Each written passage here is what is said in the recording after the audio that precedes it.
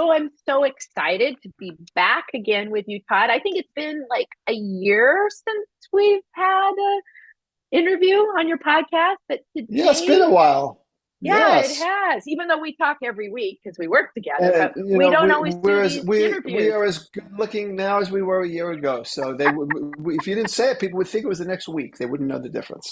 All right. Well, we're here today. We've got a special treat for everybody that's tuning in. We're here to talk about a program that has been a year. Well, it's been years in the making. We had one version that we did, I don't know how many years ago, and has helped Mm. people. But now we have a brand new program called Healing Infidelity from the Inside Out. And it is the new revamped version based on your work with thousands Mhm.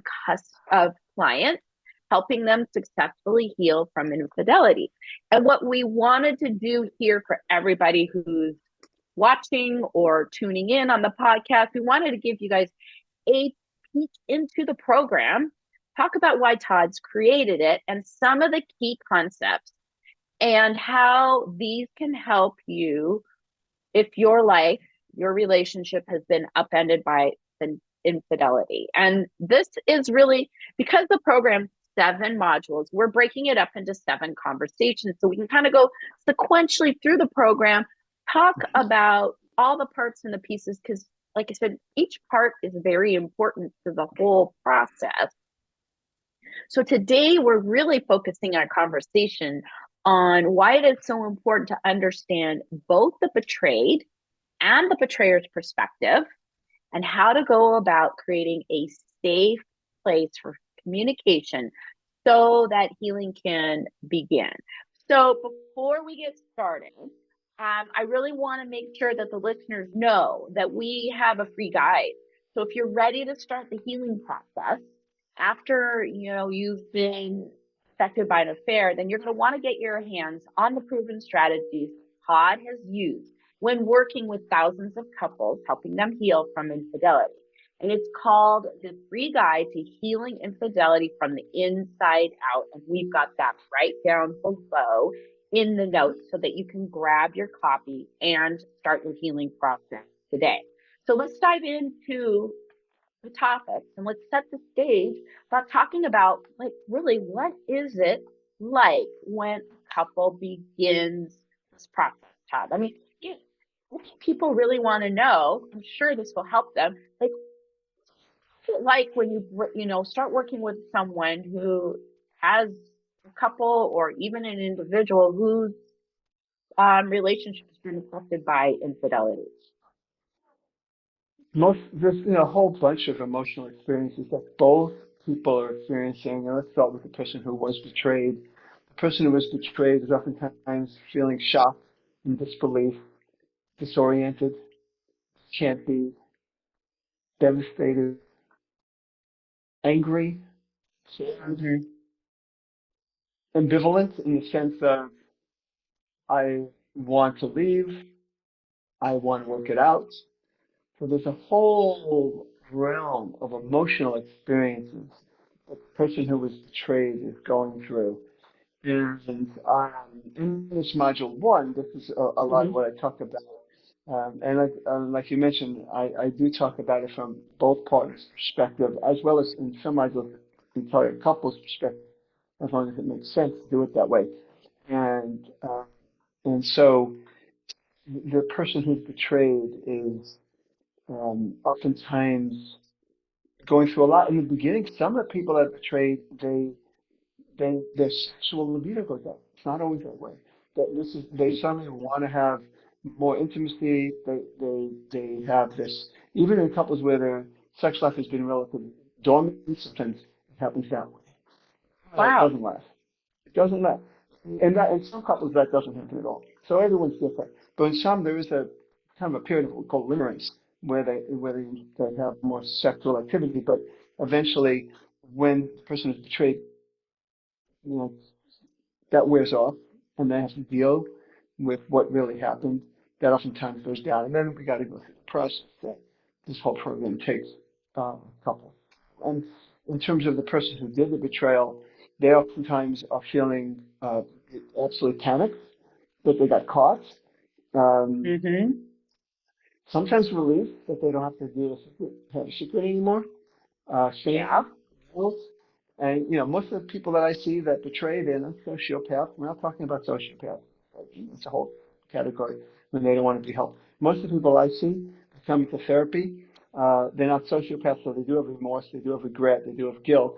Even though we're not making excuses. We never make excuses for that behavior, but there's always underlying factors why they did it. But in terms of their experience, they also experience a whole lot of feelings, mainly the fear of losing the relationship, probably the dominant one.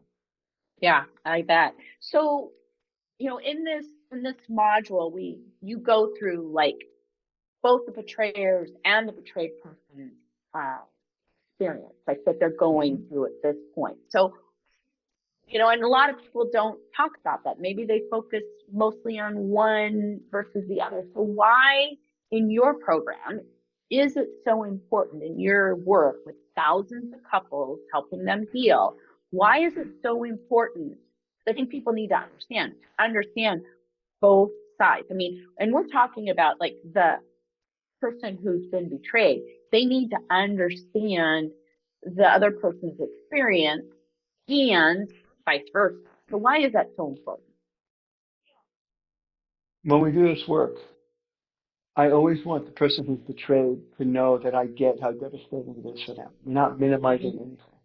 Mm-hmm. At the same time, everybody's human. And this is not about villainizing or demonizing the person who did the betrayal. Because if the person who did the betrayal is willing to look inside, we oftentimes find a very complex person, as we all are. And Mm-hmm. it is, if we're going to, as we go through those different other later modules, get through healing and create a relationship for that couple that can be trust again and openness again, Yeah. then both people need to understand themselves and each other. And one of the things that I talk about is that also when people go through this experience of discovering the infidelity, both the person who's betrayed and the person who did the betrayal often have earlier issues triggered too. Oh The yeah. person who's betrayed maybe doesn't feel, already had issues of not feeling good enough. This triggers that.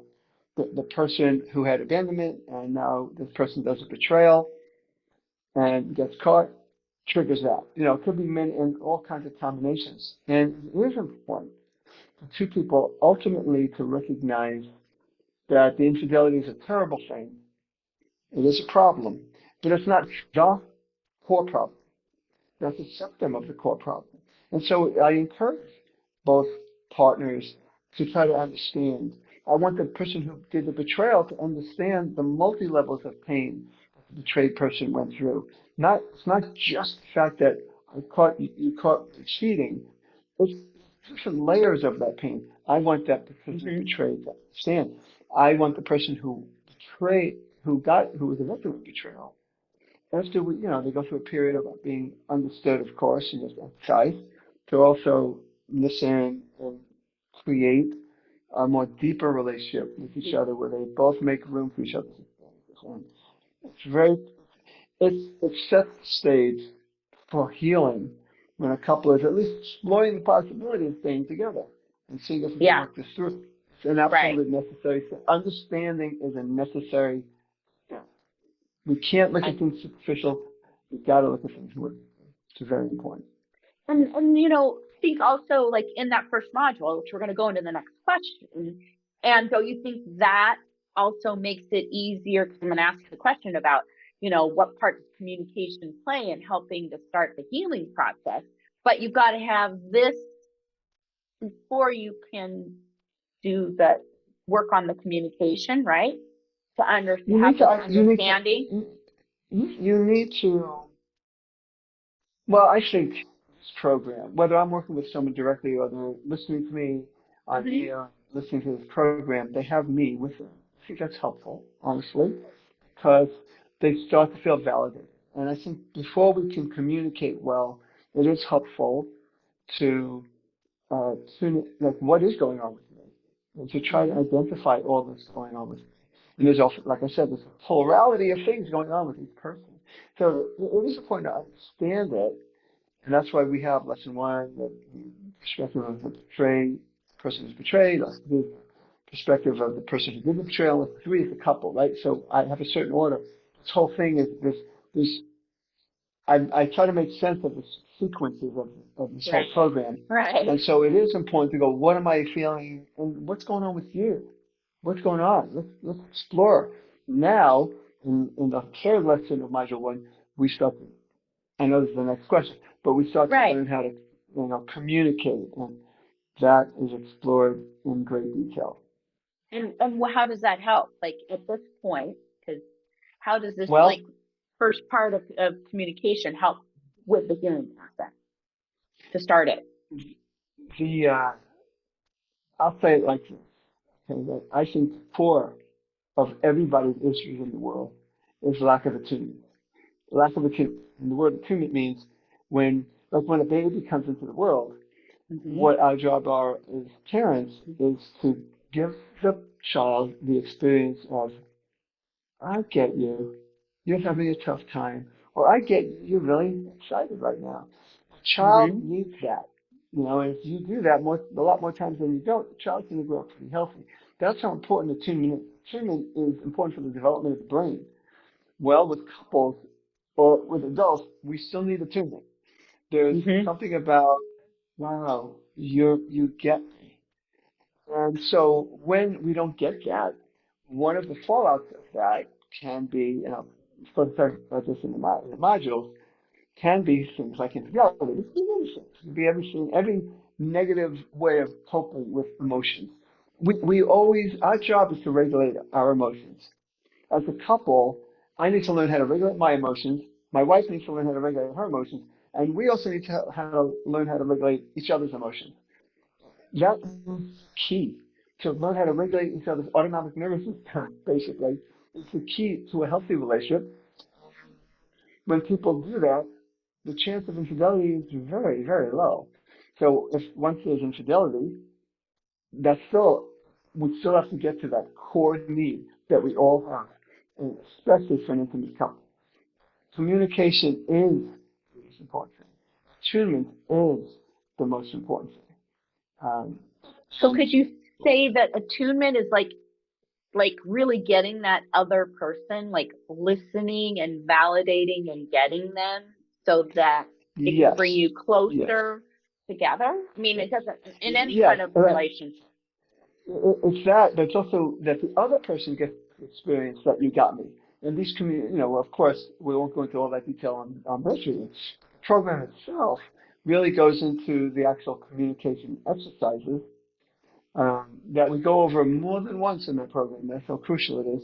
But we introduce it in Module 1, and those exercises are designed not only to attune to that person, but that the other person feels like, wow, you are attuning to me.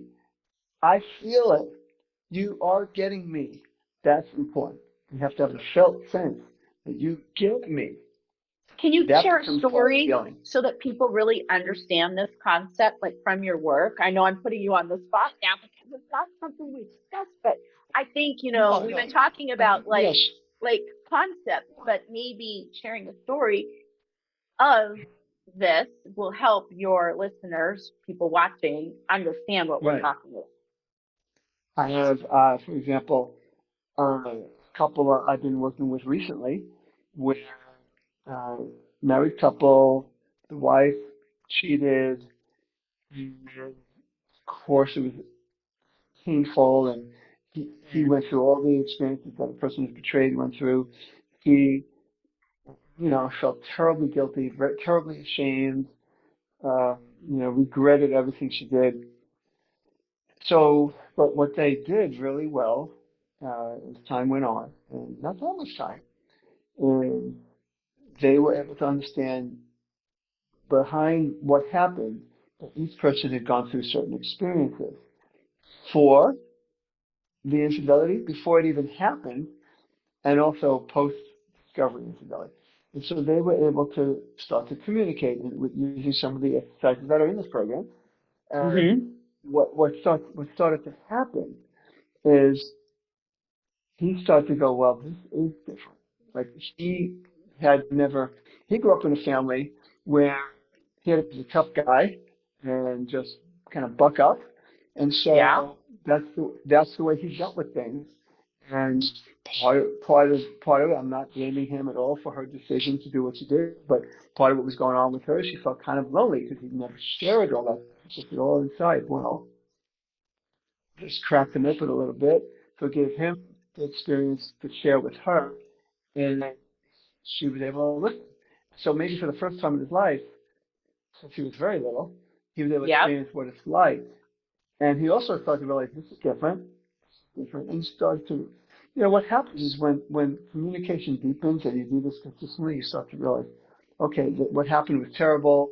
It was a scar that will always be there. I'll never forget that it Mhm. happened. Yep. However, it's a new relationship. He experienced it as a new relationship. And likewise, she was able to have a husband who was more vulnerable, more open, Yeah. and listen to her and get her. So they're thrive. Their relationship is doing far better than they ever have because of the communication that they start to develop.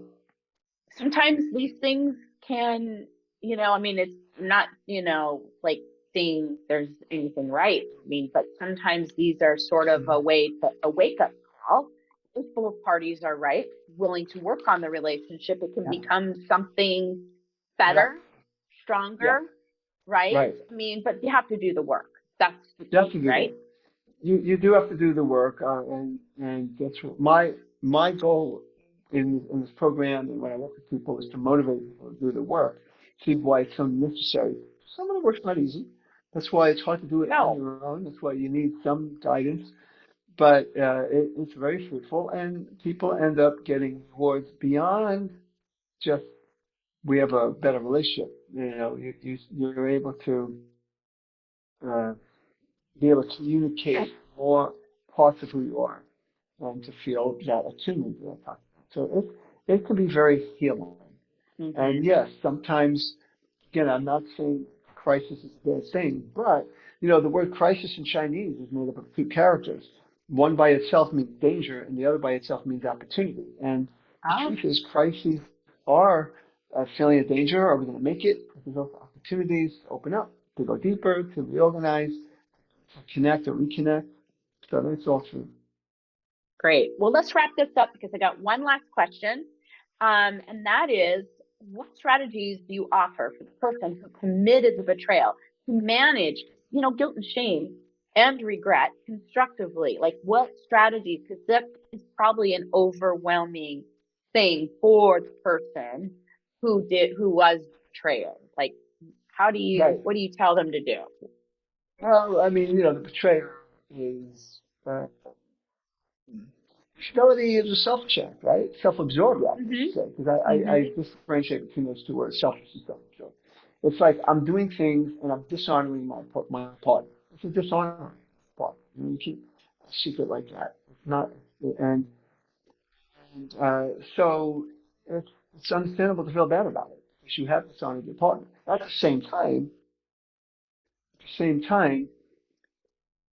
it was that person's less than optimal way of regulating his or her emotions.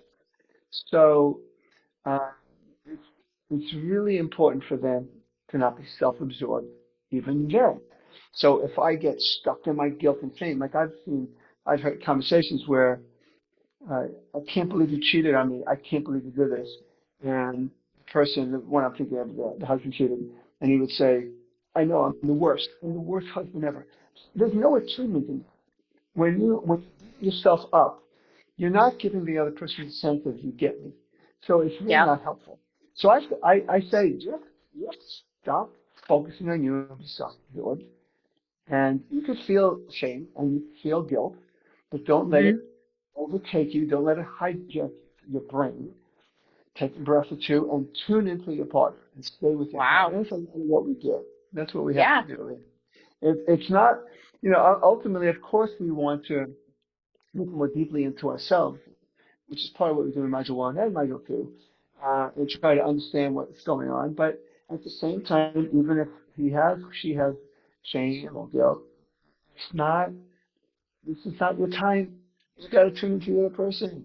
The person has Yeah. their own experiences, and they have to learn how to take turns and tune to each other. But yeah, I trained her. Sort of like a trainer helps develop physical muscle. In a Yeah. way, I'm helping that person develop emotional muscle to not let shame and guilt hijack them so they're living in it. Because it doesn't do them any good and for sure doesn't do their partner any good. Exactly. Exactly. Well, that's awesome. Thank you so much, Todd. And I just want to remind everybody that if you resonated with anything here that we've talked about, we've got that guide Todd created for you, the free guide to healing infidelity from the inside out, strategies, processes that Todd talks about when he works with his clients. It's inside this program. You're going to want to grab a guide. Grab that guide, and the link is right down below in the notes. Yes, and that will definitely be a good beginning point. The program, that's gonna take you right through it though. That's Yeah, that's the yeah, but key. you got to get that. That's the first piece is go Yes, grab that guide, get on yes. Todd's list, and then you can discover the rest of the everything else that we've been discussing. And we'll be back next week. There'll be another, and we'll actually keep linking all of these together because there's going to be a 7-part series. So you'll stay tuned for the next installment, and we'll be back again with another discussion. So thank you. Thank you.